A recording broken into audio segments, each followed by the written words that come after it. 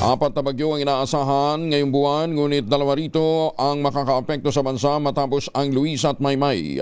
Ganman, hindi pa matukoy ng Pag-asa kung kailan eksaktong mabubuo o papasok ng PAR ang dalawang bagyo na papangalanang Nenet at Obet.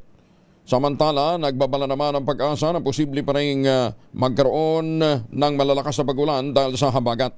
Ayon kay Pag-asa Senior Weather Specialist at Hydrologist na si Rosalie Pagulayan, sa kabila ng El Nino, magpapatuloy naman ang normal na season weather system tulad ng habagat at mga bagyo. Ganap ng bagyo ang low pressure area na binabantayan sa labas ng Philippine Area of Responsibility. Ayon sa Pag-asa, huli itong namataan sa layong 1,925 km silangan ng extreme northern Luzon. Taglay nito ang lakas na hangin umabot ng 45 km per hour malapit sa gitna. Ang pagbugso ay umabot naman ng 55 km per hour. Kumikilos ito pasilangan, hilagang silangan sa bilis na 35 km bawat oras. Alamin muna natin ang lagay ng panahon mula kay Elzar Aurelio mula sa Pag-asa. Good morning, Kuya Elzar. Good morning sa Angel at ganyan din sa lahat ng taga-subaybay. Nakakapekto pa rin ng habagat sa ating bansa, lalo na sa Luzon. At sa nakitong namin, magtatagal ang epekto nito sa Luzon sa susunod na 3 hanggang 5 araw.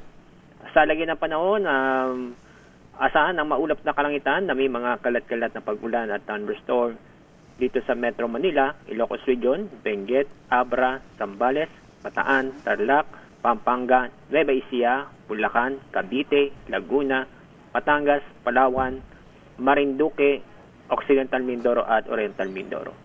Samantala sa lalabing bahagi ng bansa, maganda at maliwanag sa panahon ang inaasahan ngayong araw maliban sa isolated na pag-ulan dahil sa thunderstorm. Meron tayong binabatang isang bagyo na isang tropical depression sa labas ng ating Philippine Area of Responsibility. Sa layo itong more than 1,900 kilometers silangan ng extreme north Luzon.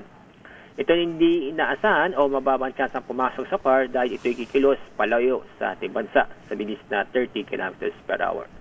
Yan ang ating update mula sa Pag-asa. Ako po si Elzar D. Aurelio.